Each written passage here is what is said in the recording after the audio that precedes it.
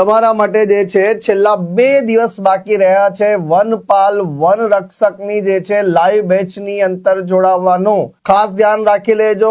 આ બેચની ફીસ અત્યારે હાલ ડેમો દરમિયાન 5,999 છે, પરંતુ જે છે 4 ઓક્ટોબર પછી આ બેચની ફીસ 15,000 રૂપિયા થઈ જશે। તો ભાઈ જે છે 15,000 રૂપિયા થાય અને 15,000 રૂપિયા ખર્ચો કરવો એના કરતા વહેલા તે પહેલાના ધોરણે જે છે એડમિશન લઈ લેવું સારું। બેચનો સમયગાળો 10 થી 1 નો છે મિત્રો। એડમિશન ઓપન છે।